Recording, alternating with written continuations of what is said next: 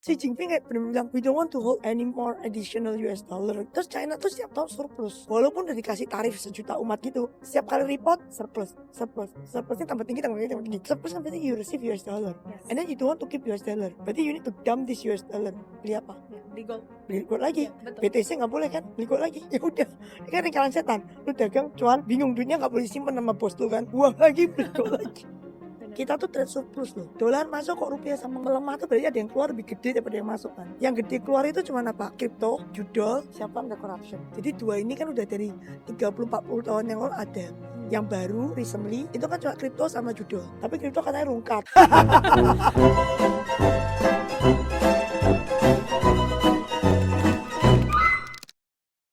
Hari ini tanggal 12 Februari 2026, aku bersama dengan Cicu Ai, the legend, salah satu wanita paling impactful ya di industri pasar modal Indonesia.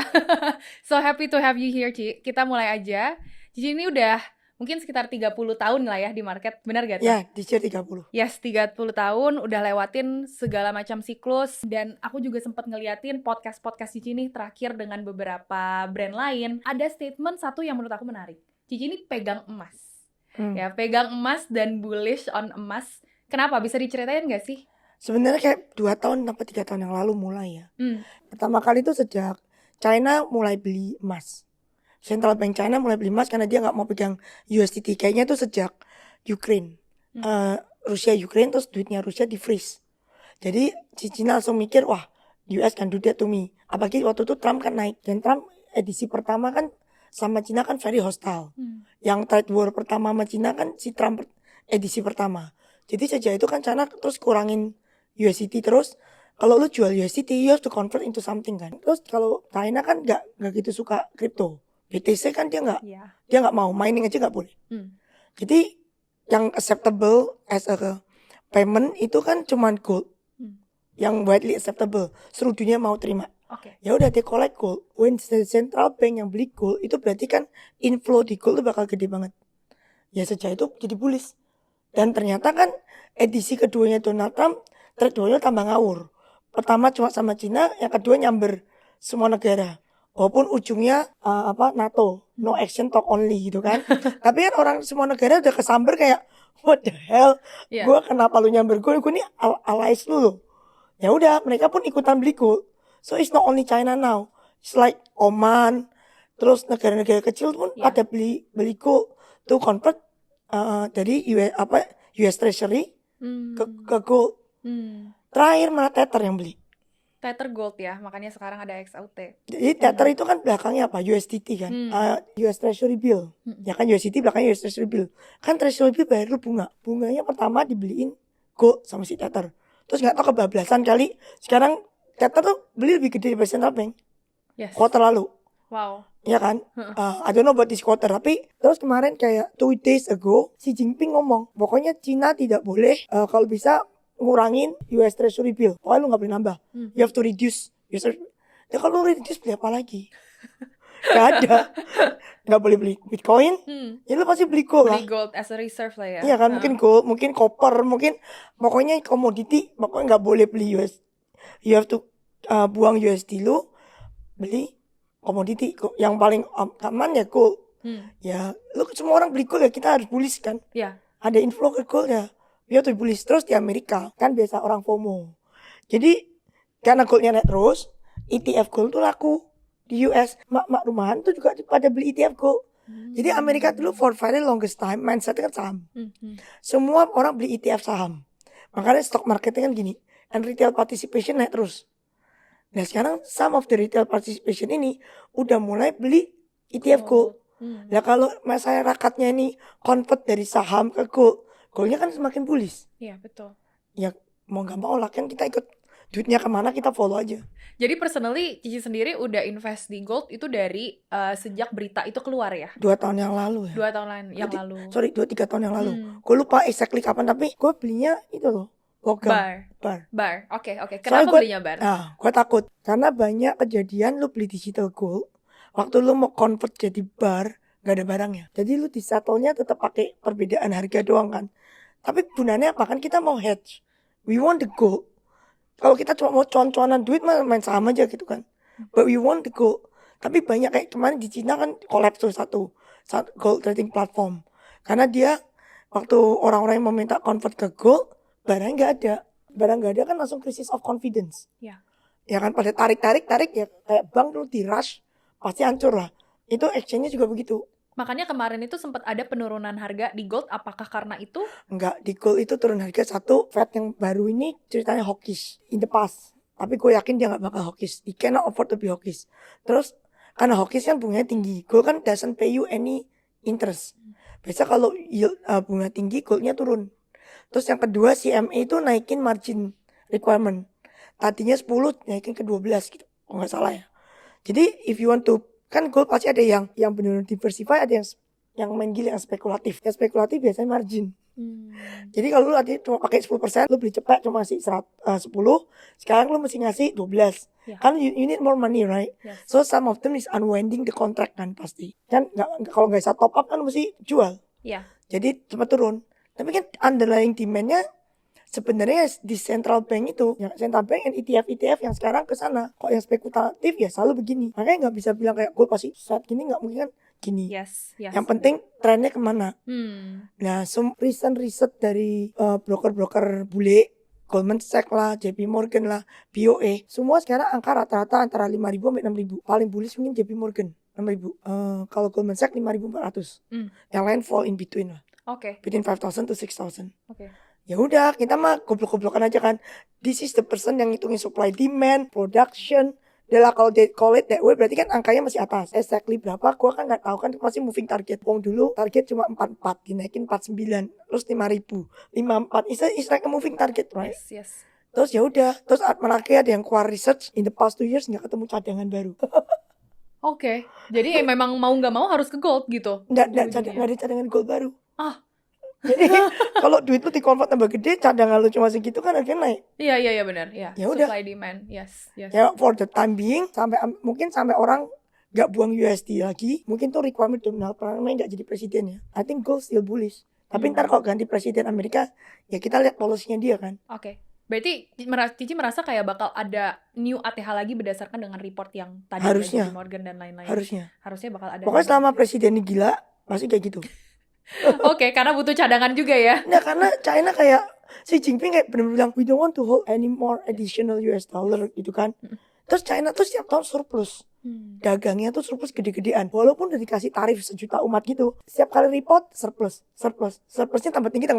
Surplus kan berarti you receive US dollar. Yes. And then you don't want to keep US dollar. Berarti you need to dump this US dollar. Beli apa? Ya, beli gold. Beli gold lagi. Ya, betul. BTC nggak boleh kan? Beli gold lagi. Betul. Ya udah, ini kan lingkaran setan. Lu dagang cuan, bingung duitnya nggak boleh simpen sama bos lu kan, buang lagi, beli gold lagi. Menarik. Berarti Cicua ini memang masih sekarang bullish on gold. Masih. Dan memang karena juga geopolitik, karena ekonomi dunia semuanya juga mengarah ke gold ya. Mungkin aku mau melenceng sedikit dari gold ke MSCI ini, yang baru-baru ini akhir Januari ini hot banget. Kita keluar dari MSCI, dikasih letter dan lain-lain. Kita nggak keluar MSCI. Jadi MSCI itu cuma bilang Indonesia ini kan ada yang lapor. Ini kan kalau lu lihat reportnya kan based on market participant report kan. Jadi ada yang lapor ke MSCI nih, ya kan, bilang Indonesia tuh free floatnya salah. Intinya begitulah. Karena waktu masuk MSCI dia mau beli nggak ada barang. Kalau free floatnya bener kan, kalau dia beli pasti ada barang. Company harus lebih liquid. Nah, yang report itu dengar kan yang powerful adalah investigasi tuh. Investigasi sebenarnya udah berapa bulan yang lalu, Oktober. Dimintain surat, minta data. Tolong data, dia waktu itu ngomong corporate sama others. Corporate ini tolong dipisah. Mana yang affiliate, mana yang free float. Others itu juga tolong dipisah. Mana yang affiliate, mana yang free float. Mungkin data yang dikasih ke MSCI itu gak sesuai yang dia mau. Mungkin belum dipisah. Jadi bete. Terus diancam, oke lu gak kasih gue data yang jelas tuh gue turunin lu ke Frontier. Nah kalau Frontier tuh jalan. Kita levelnya sama Burkina Faso. Lu tau Burkina Faso di mana? Enggak. Afrika. Lu coba Google Burkina Faso. Itu Frontier, itu kita levelnya sama Bangladesh sama Burkina Faso. Tapi pada aslinya maksudnya in reality Harusnya tidak enggak, seperti itu kan? Enggak. Harusnya kalau my stance, kecuali ini kan yang diminta data kan IDX kan sama OJK kan. Kecuali mereka screw up, harusnya kita nggak di downgrade. Ke Frontier, apalagi sejak kena semprot itu kan kita langsung kayak nyembah MSCI, semua data gue buka gitu kan. Gue turunin disclosure kita bisa kan di atas 5%, sekarang di atas 1% aja gue udah kasih lu. Terus dia mau kasih sub mau dijelasin lah, dia mau copy antara India dan Hong Kong, jadi mau kasih tahu ini loh affiliate nih enggak, nih affiliate apa enggak. Berarti sebenarnya salah pendataan aja gitu yang diberikan. Bukan, ke salah MSCI. data yang dikasih yang dikasih nggak detail enough sesuai MSCI mau. At least itu yang gue tangkap ya, dari yang press conference dan pengunduran diri sejuta pemimpin itu kan. Seberapa possible kita untuk rebound lagi gitu, karena kan nanti tenggat waktunya Mei. Makanya sampai Mei itu kan uncertainty. Yang penting kita juga jujur aja, kita juga deg-degan nih setiap kali yang mau meeting sama MSCI mati nih, blunder nggak gitu kan.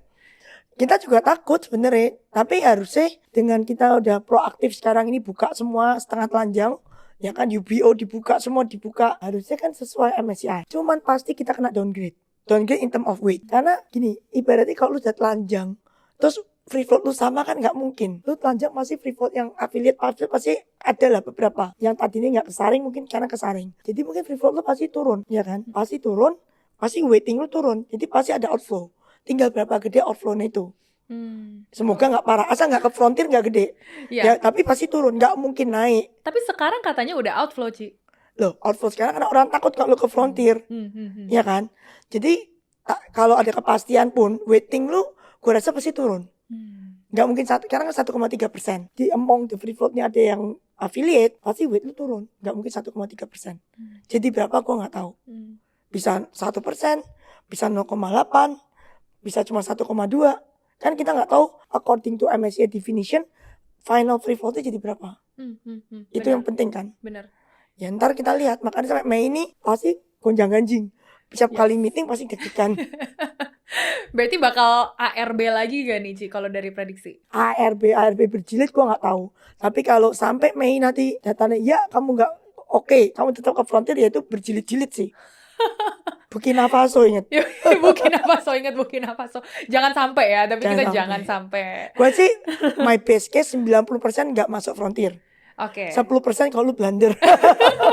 Ini berarti tergantung apakah kita sebagai negara gitu ya, IDX dan OJK apakah blunder atau enggak gitu. Iya. Semua saham-saham ini tergantung sama mereka juga semuanya. Emang kan data yang diminta dari mereka. Benar. Kan kita juga nggak tahu yang dikasih itu sesuai yang MSCI mau apa enggak. Oke, sebelum aku mungkin setelah ini aku pengen nanya-nanya lebih detail lagi dengan tentang market. Aku pengen balik lagi sedikit ke mungkin historinya Ci Cuai ya.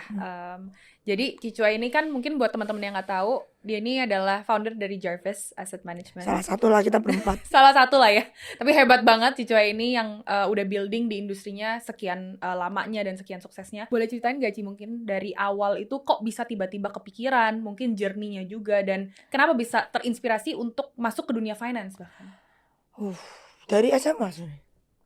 SMA tuh pertama kali nonton Wall Street kan, yang Michael Douglas. Keren kan? Pakai jas, keren. Terus kayak fast moving New York. Langsung gue bilang sama nyokap gue, aku mau ke Amerika. Gue mau belajar finance. Pokoknya mau belajar yang ada hubungan dengan saham. Tapi ingat ya, dulu kan kita masih jadul ya, nggak ada YouTube, nggak ada Google, nggak ada apa. Terus nonton filmnya pun ketinggalan. Jadi film tuh udah kuat di Amerika 2-3 tahun. Indonesia baru nyampe. Indonesia kan itu masih real. Pakai yang itu kan. Jadi mami gue, ya udah kalau lu bisa apply, kita dari Semarang, informasi juga nggak kayak sekarang lu Google, apply sekolah gampang banget. Mesti cari agen, tanya-tanya, ujian TOEFL gitu. Tapi gue udah mau ke Amerika pokoknya. Gak terima mana, wis sembuh pokoknya kesana dulu. Ini juga risetnya dulu nggak kayak anak-anak now kan. Lu Google semua keluar. Dulu kan nggak ada. Masih hard copy, beli buku yang US News sekolahan punya daftar itu loh. Bacain satu-satu, ikut TOEFL. Sekarang udah pokoknya keterima. Terus sekolah gue not bad finance-nya. Waktu itu ranking 20 kok nggak. Waktu itu sekolah di mana, Ci? Ohio State. Oke. Itu ranking 20 kok nggak salah, finance department-nya. Seinget gue 20 waktu gue masuk. Terus dia ada kelas stock market. Itu gue kenapa mau ke sana? Karena di Ohio State tuh waktu itu ada kelas stock market. Itu kalau GPA lu 3.5 and above, itu baru bisa masuk ke sana. Jadi kayak selected. Terus you run real money. School give you real money to run. Oh wow, itu menarik banget. For 1 quarter. Dulu kita quarter ya.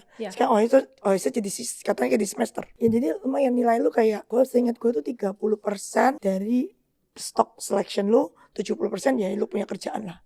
Oke, itu menarik banget. Apakah masih kayak gitu sekarang? I don't know loh, itu sekolah udah 30 tahun yang lalu. Gue gak tahu programnya saya, tapi dalam itu. Itu menarik banget. Dan waktu itu apa yang Cici pelajarin sampai apakah benar-benar terekspos di sana, terus kayak gara-gara itu Jujur, jadi suka ya banget cuman, saya kan suka angka kan. Jadi kelas finance buat gue itu gampang banget lah. Terus itu kayak di-apply aja. Lu basically kayak tulis report lah. Jadi analis gitu kasih ke bos lu, which is itu gak kasih bos, itu kayak timnya terus ngasih ke guru. Lu bilang, oh pilihan gue ini alasannya ABCDE. Ya could be right, could be wrong kan. Terus lu present. Kalau dia convinced, they buy it on the endowment school punya selection gitu sahamnya. Dimasukin ke itu OIC konsepnya endowment menarik. fund. Jadi benar-benar kayak ada secara prakteknya gitu Ada ya, nggak cuma praktek. teori doang. Terus kalau saham lu perform ya dapat aja gitu. I mean itu 30%. Sisanya ya ujian and stuff. Setelah sekolah itu Cici mulai karirnya di mana? Langsung di finance juga kan? Langsung ke CLSA. Oke. Jadi pulang apply kerjaan. Apply kerjaan juga nggak kayak dulu email gitu, nggak ada hard copy. Nitip teman dimasukin ke sekuritas. Terus ada panggilan. Ya udah interview. Masuk. Kantor gue nih. Kelas 89, this is my first office. Ini kantor pertamanya, wah. Kita lagi berdiri di kantor pertamanya Cicu Ai sekarang. CLSA dulu di sini. The first office yang gue kerjakan CLSA di sini. Jadi junior analis kacung lah. Jadi berawal dari junior analis, berapa lama tuh? No even junior analis, kayak dulu riset assistant mulainya. Berapa ya? Kayak 3 bulan, 4 bulan gitu, terus jadi, kan habis pas probation, terus jadi kayak junior gitu kan. Bantu senior analis kan. Ya basically ngerjain yang tai-tainya. Kenapa memilih untuk di Indonesia balik lagi, nggak di sana sih? Aku nggak suka di Amerika sih. Dari dulu. Gak ada pembantu, gak ada supir. Jadi gue dari dulu gak mau kerja di sana. Ya tapi nggak apa-apa, udah karirnya di sini semua lah ya. Gue gak pernah kepikiran untuk tinggal di sana, jujur aja sih. Gak pernah in my mind untuk tinggal di luar Indonesia. Karena gue gak bisa hidup tanpa pembantu dan supir. Jadi gue gak bisa di sana. Betul, mungkin banyak orang relate ya di situ karena di sana kan apa-apa mandiri. Iya, kayak pulang sekolah capek aja mesti ngosek-ngosek WC. Iya. Mesti bersihin kompor, mesti grocery, gotong-gotong, males kan. Jadi gue tuh terus mobil mesti masukin bengkel sendiri, ganti oli. Bener. PR banget gitu, kayak your life kayak mesti ngerjain errand gitu. Gue gak pernah kepikiran untuk kerja di Amerika sama sekali. Jadi fokus aja ke karir lah ya, Ci. Pokoknya waktu itu udah tau mesti pulang Indo, kerja di Indo. Ada pembantu, ada supir, udah as simple as that. Oke. Dan setelah karir itu Cici butuh berapa lama dan perjuangannya apa aja sebelum misalnya mulai Jarvis? Wah, panjang banget karir, jadi junior analis dulu. Terus dibajak ke tempat lain, ikut bos lah. Bosnya pindah, ikut bos. Terus abis itu krisis 98. Gimana tuh waktu itu pas krisis 98? Serem lah, gak ada beat, kosong, sekirinya kosong semua. Dan dulu tuh gak ada ARB, jadi bisa turun 30-50% sehari. Gak ada ARB. Bener-bener kalau gak ada beat, ya gak ada beat. Abis itu 98 huru-hara, gue keluar kapan ya? I think I quit 98 itu gue quit deh. 98 lebih dikit tuh gue quit. Terus 99 kawin soalnya. Oke. Terus kerja furniture dulu sama my best friend. Dagang furniture ekspor ke Amerika. Yes. Ya kan, abis itu married, 2000 punya anak. 2000 sampai 2005 bantu parent karena ngurusin baby. Jadi kan gak bisa kerja yang full time. Soalnya kan perlu ngurusin anak kan. Jadi cuma yang terima lu kan cuma mama lu doang. Ya gak usah full time. Yang mah masih ke dokter anak. Jadi sempat ada gapnya untuk kayak ngurus anak juga ya? Ada 2000. Tapi itu gue kerjain part time. Jadi gue kerja di ISBC, di bond, bikin presentasi untuk pitching bond di IB-nya. Tapi bond desk. Gue kerja di sana, terus gue ngerjain deal, jadi advice, jadi yang pokoknya ngerjain valuation. Ada orang ngerjain deal, butuh orang tim valuation, terus gue join part time tapi nggak full time. Kayak 6 month project.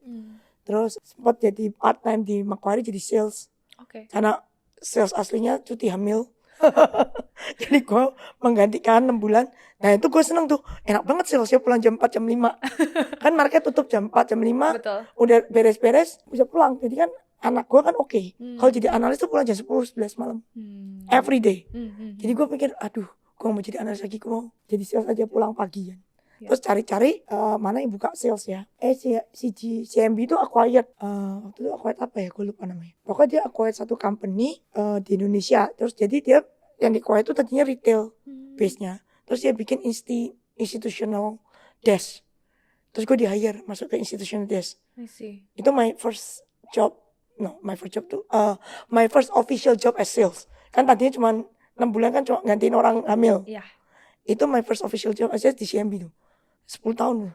10 tahun di CMB. 10 tahun masuk CMB 2016 pindah Bahana. 2 tahun balik CMB lagi. Wow. Abis itu 2020 gue masuk Jarvis. Oke. Kenapa tiba-tiba dari itu berarti bisa dibilang mungkin sedikit korporat ya di CIMB menjadi sales segala macam. Kenapa tiba-tiba kayak ada inspirasi untuk bikin Jarvis? Apakah itu long life waktu di dream? Bahana. Jadi waktu di Bahana gue pikir, aduh malas banget di sales side. Kan kalau di sana ada sales side by side. Sales side tuh nyembah by side. Karena by side kliennya sales side kan. Yes. Gue mikir males banget. Nih gue kan tambah tua. Masa by side-nya seumuran Nicholas? Masa gue mesti baik? Ya? Masa gue mesti baik-baikin orang seumur Nicholas? Males banget kan? Mendingan gue jadi by side dong. Gue yang dibaik-baikin orang. Terus gue bilang, kita jadi by side aja. Tapi kan my age waktu itu kan 40 something tuh.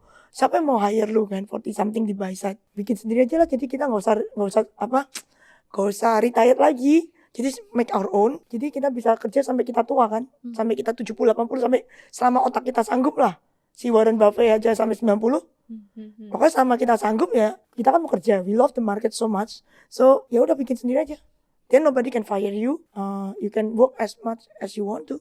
Oke. Flexible hour lagi. Yes, benar. Kalau punya lu sendiri. Benar. Ya udah kita akhirnya decide berempat, yuk bikin aplikasi ini tuh waktu itu we submit tuh June 2018. Keluarnya baru kayak November Desember gitu lah. 2019 we raise money. Tapi kan gue balik CMB sebentar tuh, minta tolong Erwan. Terus ya udah baru 2020 balik ke Jarvis. Oke. Kan Jarvis udah lebih stabil. Berarti jadi di situ gue baru startingnya. Boleh dikasih tahu udah bikin dari 2018 akhir, first money 2019.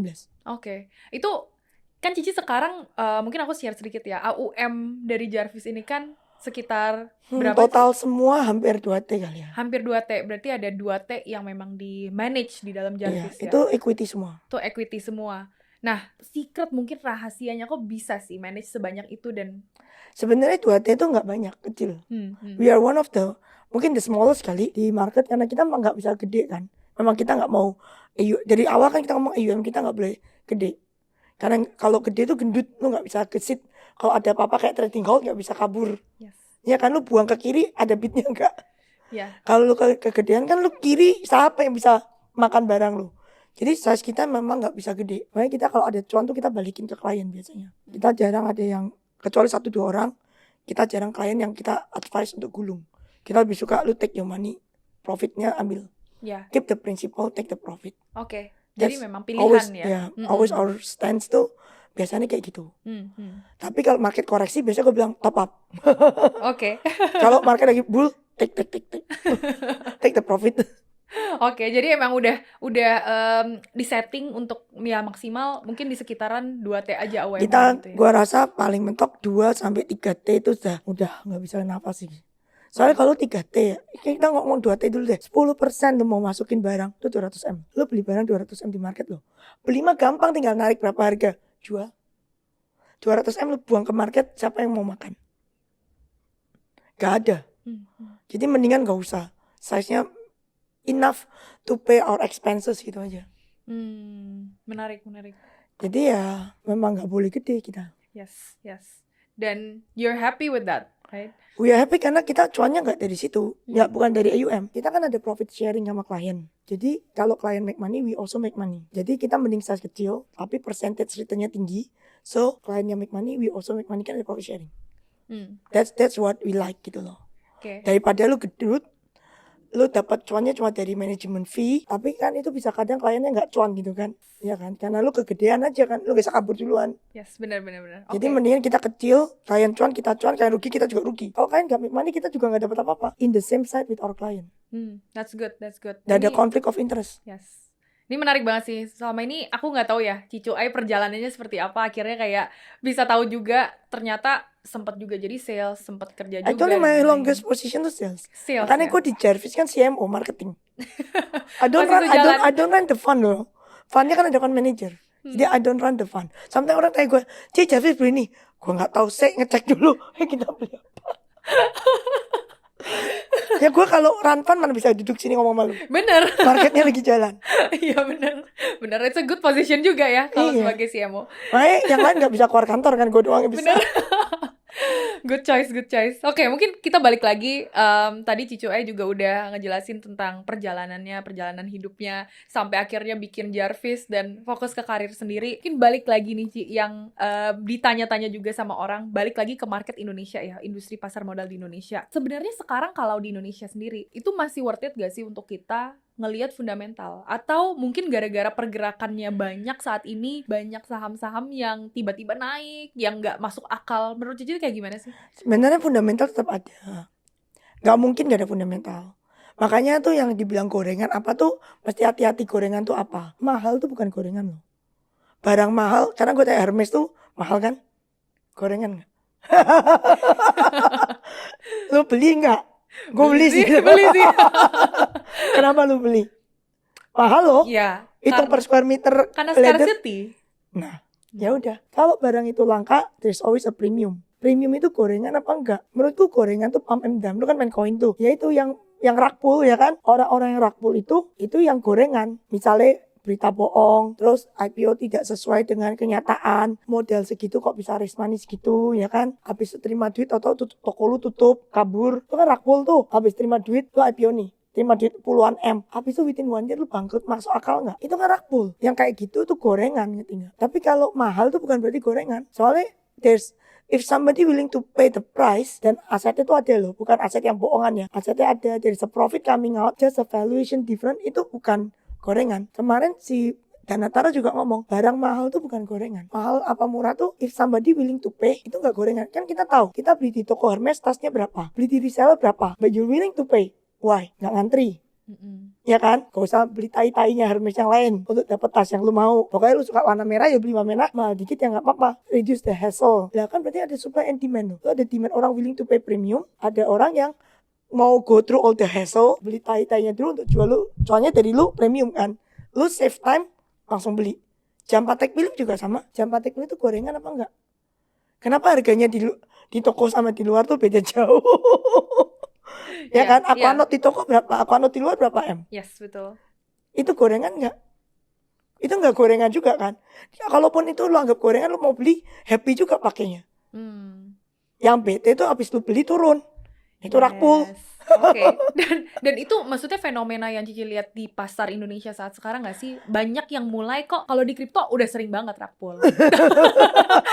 Tapi kalau di Indonesia saham yang memang terregulasi gitu kok bisa terjadi gitu. Yang rug pull tuh satu menurutku kelolosan waktu IPO. Ya kan? Ya kayak di kripto lah. Kripto semua orang bisa issue coin, right? Meme coin lah, altcoin lah, rug pull coin, fat coin itu juga ada. Tapi kalau kripto kan bikin koin cepet banget. Kayak seminggu juga jadi satu. Tapi kalau di saham itu kan harusnya untuk IPO kan berat. Syaratnya banyak. Mesti diaudit, mesti apa. Kok bisa barang-barang ini IPO? Harus pertanyaan kan gitu kan. Karena ini kan highly regulated. Kalau di koin kan gak ada regulated.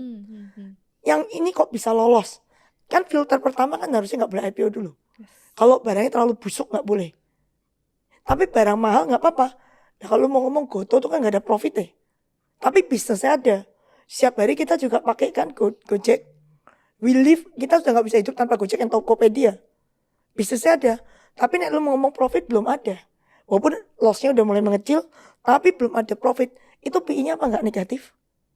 Lebih tinggi daripada PI yang ratusan. PI ratusan berarti masih ada profit loh. Negatif tuh gak ada profit loh. Iya kan? Apakah itu gorengan? Tapi gak ada yang bilang Goto tuh gorengan. Ya, karena memang ada bisnis juga di belakangnya. Iya. Gitu. Terus dimaafkan juga kalau negatif. Karena semua teknologi company juga negatif terseok-seok berapa puluh tahun ya. Amazon 10 tahun negatif. Jadi mesti orang bisa terima gitu loh. Lah kenapa orang yang cuma PI-nya mahal aja nggak terima? Yang penting bisnisnya ada, visible gitu. Masih profitnya masih gede. Bukan profit ecek-ecek cuma 5 bio tuh enggak loh. Masih ratusan bio, masih triliun. Ya kan, cuman valuasinya mungkin mahal. Ya balikin lagi kayak Patek Philippe sama Hermes kan. Valuasinya juga mahal. Yang rug pull itu, yang itu terima duit, IPO, 8 bulan kemudian gocap, terus delisting setahun kemudian. Itu rug pull, ya enggak? Dan harusnya itu juga tidak terjadi gitu. Harusnya, kalau itu kan sortiran. Kok barang kayak gini bisa IPO? Itu kan salah di sortiran. Orang-orang retail kita tuh setiap tahun nambah. Dulu tuh waktu COVID cuma 7 juta pas 8 juta. Sekarang udah belasan juta.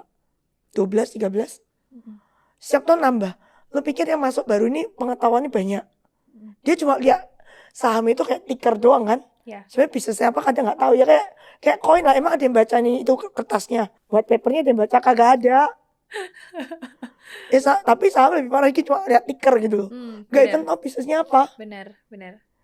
Ya. Jadi balik lagi ke bisnisnya itu, orang-orang memang disarankan untuk retail itu untuk tahu tentang bisnisnya Paling nggak apa harus tahu lah nih omsetnya piro, profitnya piro. Tapi yang paling harus tahu kan yang lolosin IPO. Betul. Iya kan? Barang gini kok boleh IPO gitu loh. Betul. Kalau lu koin ya terserah, tapi ini kan bukan koin. Yes. Ya menurutku kalau mau ya sortir dari awal. Cuman company yang oke yang boleh IPO. Masalah mahal murah itu tergantung orang mau bayar piro. Tapi yang paling enggak barang yang lu masukin tuh gak rakpul gitu. Bener. Maksudnya udah itu kalau rakpul terjadinya di kripto aja, udah jangan di saham Indonesia lagi gitu loh. Oke. Kripto udah biasa ya. Iya, kripto udah biasa. Yang penting timingnya aja tahu kapan nggak kena rakpulnya itu. Itu masih kena rakpul kan. Masih kena rakpul kadang-kadang. Ya, jadi kalau menurut Cici tuh apa sih yang perlu diperhatikan, maksudnya dengan landscape yang sekarang ada, dengan adanya MSCI, dengan adanya pembetulan free float dan lain-lain, dan juga ada saham-saham IPO yang mungkin lolos gitu ya, yang harusnya nggak lolos. Oke, Resale tuh perlu perhatiin apa sih sebenarnya? Satu, kalau mau beli barang tuh cari yang paling nggak lu tahu lah ya. Kalau company aneh-aneh harus avoid sih, ya kan. Kalau jadi pertama, know what you buy. Ini dari sisi investornya. 2, jangan greedy. Maksudnya kalau lu betting money 10M gitu, terus lu setiap malam gak bisa tidur, insomnia, deg-degan, kena ARB langsung mau bunuh diri. Nah itu berarti 10M kegedean buat lu. Lu pokoknya betting money yang kalau besok hilang, lu masih bisa ketawa ngopi. Kalau lu saya kepikiran berarti the money that you bet is too big. Jadi reduce. Terus jangan cuma mikir, Ci TP berapa ya Ci? Lu gak tanya, Ci ini bisa rungkat gak? Gak cuma upside, harus ada downside. Jadi yang penting menurutku harus manage risk. Ini retail ini gak pernah manage risk, cuma greed. Ya semua orang mau kaya cepet gitu kan. Kadang gue ngomong ini fundamental bagus, aduh Ci lama. Wah, yang gak mau tuh mereka loh. Yang gak mau beli fundamental bagus tuh mereka mau yang cepet. Hype. Nggak apa-apa, Amerika juga sama. Indonesia itu diomongi, company ini stok market Indonesia konsentrasi di sini nih. Yang tadi lu ngomong, indeks kita all time tapi company ini. Nah, Amerika 7 company itu sama dengan 400 company lainnya di US loh. Market cap, jadi 7 company yang Nvidia dan teman-teman itu sama market cap ini total 11 ini 400 company. Lah Amerika bedanya apa? 7 company concentrate juga. Sama kan, every country is always like that. Yang besar pasti concentrate, karena memang bisnisnya gede aja. Betul. Iya kan? Terus kalau di ngomong gede, sebenarnya gede kita kan banyak kan perbankan. 4 bank besar itu telco. Ini kan bener semua, ya kan? In a way, normal company with a normal valuation. Cuma yang mungkin nomor 1 nih sekarang bukan mereka. Dulu tahun 2008, company paling mahal Indonesia Bumi kok. Harga 8.000. Market cap terbesar Indonesia itu waktu 2008 tuh Bumi. Nggak apa-apa juga. Gak ada yang pusing. Iya, benar. Iya kan? Ya bukan, gak harus bank yang paling gede gitu loh. Yes. At one time paling gede itu rokok tahun 90-an. Unilever dulu PI-nya 60. Sempat 60 dan lama banget di 40-an. Sempat 60 terus sempat 40-an lama. 40-an tuh mahal gak? Consumer company 40 loh. Mahal gak? Itu consumer loh. Dulu rokok itu pertama kali tuh PI 25, 26 tuh biasa. KB Pharma dulu PI 30. Beneran, itu biasa banget. Rokok 20-an, Ramayana at one time tuh PI-nya 25. Atau IPO 25. Itu normal. Oke. Sekarang dianggap gila mahal banget. Iya. Iya kan? Unilever tuh lama banget di 40-60. Orang terima, why? Kenapa menurut Cici ada kayak perbedaan di perspektif PI di market? Yang dari zaman dulu sama yang zaman sekarang? Gue rasa cuma cycle of business kan. Dulu Indonesia kan consumption growth story. Rising middle class. Jadi yang consumer dikasih PI mahal. Habis itu kan ganti komoditi zamannya Bumi. Waktu itu kan komoditi boom. Harga tin itu kan 60.000, 50.000 kayak sekarang. Nikel juga segituan. Batu bara $100 lebih. Jadi yang naik semua batu bara. Jadi Bumi jadi the most valuable company at one time. Ya kan? Habis itu kan turun tuh, komoditinya collapse karena US naikin bunga. Terus yang naik kan perbankan, karena 2014 tuh loan growth kan, government ganti terus loan growth-nya kenceng, bank-bank bagus. Jadi mindset kita tuh kan penyiksaan 2014 itu, bank. Iya. Terus dulu tuh pernah construction tuh blue chip. Was kita dulu blue chip, sekarang gak bisa bayar utang gitu kan. Iya. Semua construction company dulu tuh blue chip. Gue inget banget ada waskita beton IPO tuh rebutan semua klien tuh mau IPO itu. Sekarang lu coba kasih waskita beton kabur men. Oke. It's just like every time cycling berubah. Waktu COVID everybody using digital. Yes. Kan lu dikurung. Yang naik ya bank-bank digital, Gojek jadi your best friend. Semua orang kenal Tokopedia, beli-beli ya kan. Dulu kan ya ada tapi nggak ngetop sampai COVID. Soalnya tanpa GoFood nggak survive dulu COVID. Kita di rumah makan apa? Benar. Iya kan? Jadi menurut Cici, kalau misalnya sekarang cycle-nya mungkin dari perbankan, bank digital, the next cycle tuh apa? Karena lagi komoditi. Ya kan sekarang metal. Kalau ditanya gue 2026 ini metal. Jadi semua komoditi, ya komoditi mau dimiliki Konglo, nggak dimiliki Konglo, ya pokoknya komoditi, mau emas, mau metal. Ini cycle-nya metal. Gampang aja karena satu kita kan view-nya kan US dollar, Fed-nya tuh nggak hawkish. Fed-nya tuh bakal QE, actually sudah QE, tapi QE-nya kecil-kecil. So US will print money, they will cut interest. Itu base assumption kita. Terus China doesn't want US dollar, so they must be buying something. In this case maybe gold, maybe copper, basically resources kan, commodity. Yes. Terus on the supply side Indonesia cut supply banyak kan, nikel di-cut, batubara di-cut, timah dirapiin, di-cut juga in a way. Harga timahnya dari 20.000 sekarang 50.000 loh. So it's like almost triple kan, 2 kali lipat lebih. Jadi terus nikel lagi udah terpuruk di bawah 16.000, sekarang udah balik 17-18. Karena supply cut kan, kalau komoditi kan either demand up atau supply cut. On the demand side, the copper side, copper, aluminium, pokoknya ada bau electricity itu demandnya naik kenceng. Simply because AI sama data center expand. Betul. They need power. Power kan mesti bikin power plant. Gridnya itu kan semua copper. Sambungan listrik kan semua copper. So on the demand side there is a demand for this conductive metal, ya kan. Supply-nya limited. Jadi ya harusnya ini naik kan. Makanya kalau ditanya gue tahun ini, I love everything metal yang ada, apalagi yang ada hubungan sama power plant demand. Karena yang data center tuh nggak cuma US. I mean US is the biggest one. The way they spend for AI, the way they spend for data center kan 4, something triliun, berapa triliun gitu. Ya listriknya mana? Kagak ada kan? Terus seluruh dunia juga sama. Malaysia tiba-tiba mau jadi data center, tapi kan listriknya juga nggak cukup. Singapura juga nggak cukup listrik, kalau listrik dia beli sama kita. Singapura data center untuk Asia. Jepang juga, sampai Jepang tuh sekarang nyalain nuclear power lagi. Listriknya nggak cukup juga. Ya, when you do all this AI, all this robotic, all this fancy stuff, behind you have to have a super boring power plant. Benar. Ya, Indonesia yang super boring itu supply ke power plant-nya. Oke, jadi tahun ini 2026 outlook-nya bullish ke metal ya mostly. Oke, mungkin terakhir nih Ci, karena kita almost run out of time. Dari tadi mungkin dari prediksi-prediksi yang akan terjadi, tetap di fundamental, tetap juga merhatiin metal untuk tahun ini. Ada gak sih bukan yang masa tetap di fundamental ya. Fundamental tuh maksudku tetap ada. Cuman kalau gue kan dari dulu kan sukanya tuh liatin flow of money. Gold itu sebenarnya jadi kalau dengerin gue kan gue cuma lihat banyak flow ke gold. Ya kayak metal juga karena gue lihat banyak flow ke metal. Ya kan. Kalau yang fundamental sebenarnya angka karena makan siang gratis itu consumer kita mulai recovery. Yang paling bawah. Okay. Kemarin gue ketemu banyak consumer company, angkanya mulai recovery, semua gara-gara tak tanya kok bisa recovery. Oh, program MBK itu bagus banget. Makan siang gratis bagus banget. It create demand. Kan gue bilang everything supply and demand. So the program makan siang itu create demand on food, apa ayam, telur, susu. Itu demand naik, even nasi, ya kan? Yes. Dan itu kan semua ke petani. Jadi sekarang katanya petani dari yang nanam sampai yang distribution itu, kalau supply langsung ya, nggak pakai dipotong-potong pungutan, itu semuanya cuan.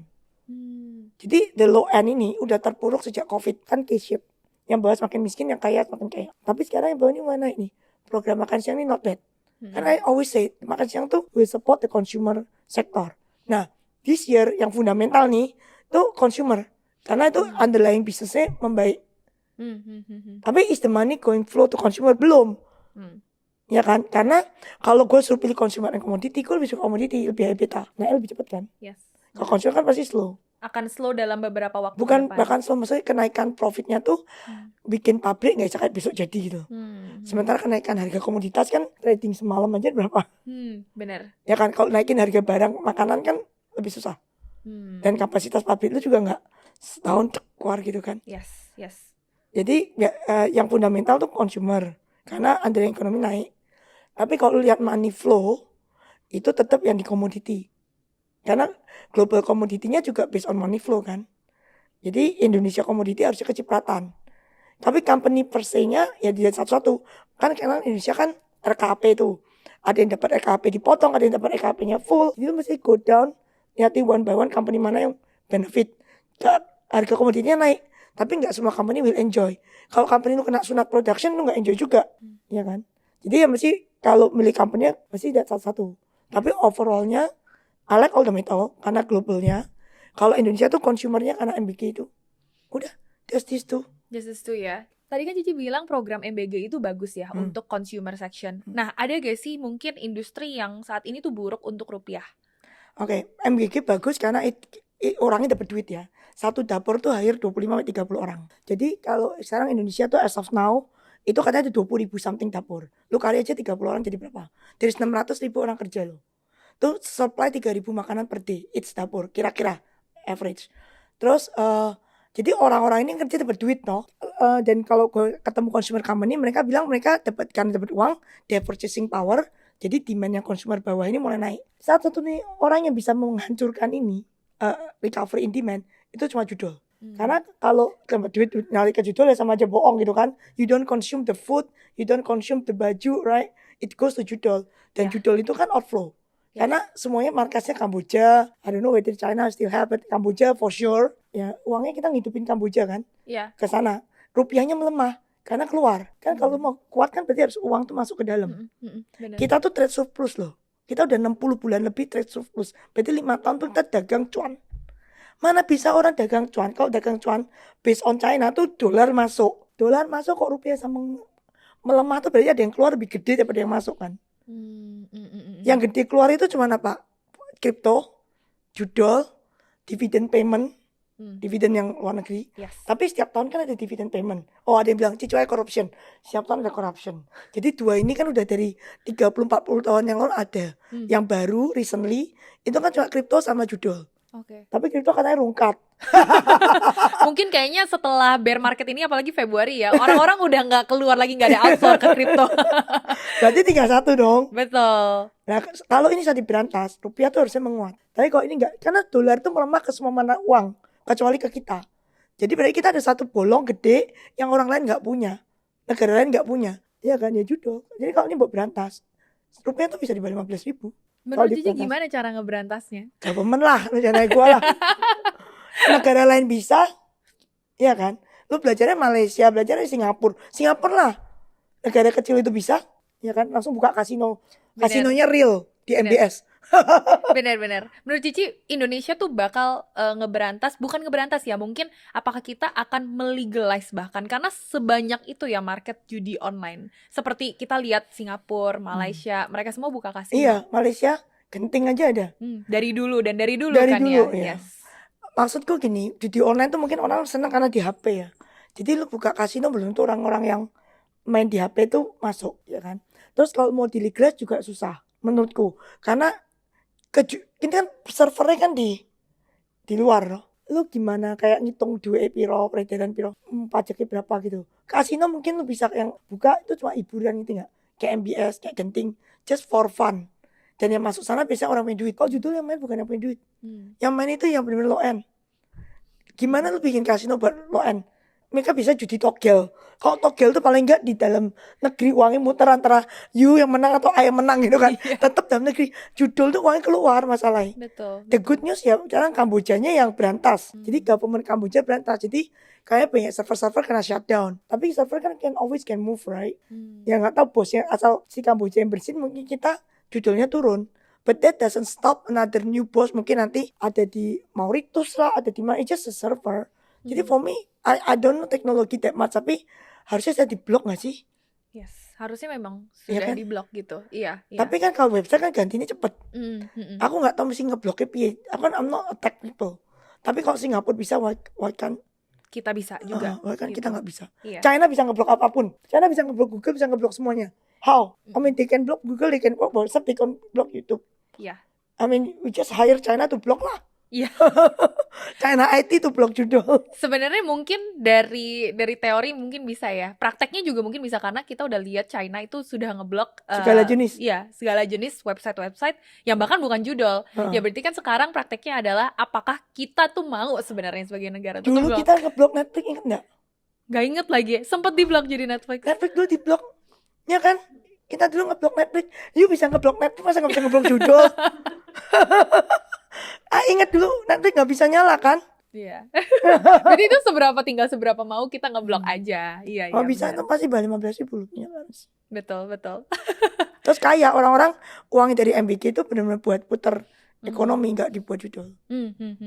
Jadi fokusnya adalah gimana caranya kita bisa masukin inflow, lebih banyak inflow lagi. Karena kita tadi juga udah surplus, MBG juga udah jalan dengan secara baik. Gimana kita tidak dan mencegah nih supaya uang-uang ini nggak keluar ya. Harus diberantas lah judul itu. Mendingan lu judi togel.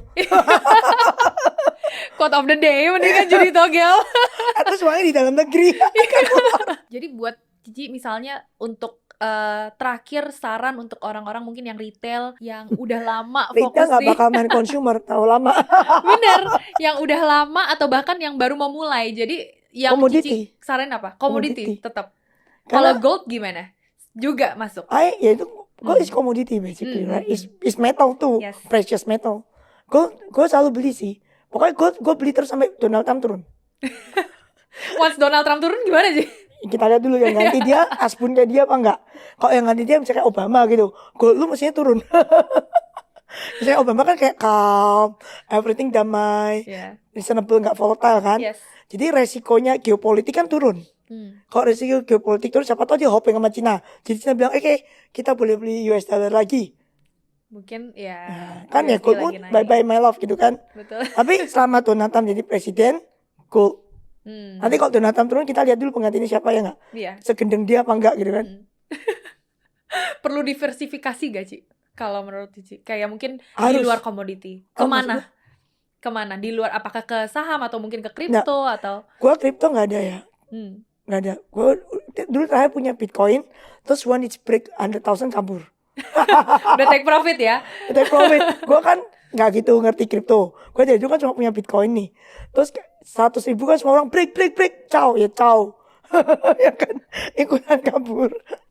Jadi at now my crypto is zero. I have zero crypto.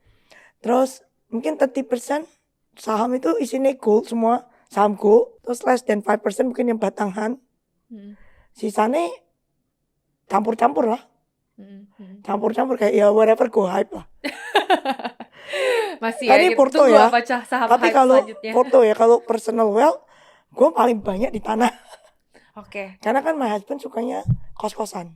Oke. Jadi itu konservatif, ya nggak apa-apa. Yes.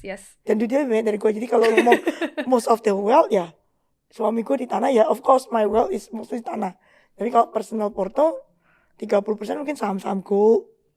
Terus 20% itu yang nggak karu-karuan, campur-campur nggak jelas. Itu yang saham yang dimana high risk ya. Sekarang gue 50% cash. 50% cash. Itu Di porto ya. Oke, itu siap-siap mau masuk lagi Ci Nah, tahun ini. tunggu Mei lah. Tunggu Mei. Nah, Oke. kan MSCI lu gak jelas. Yes.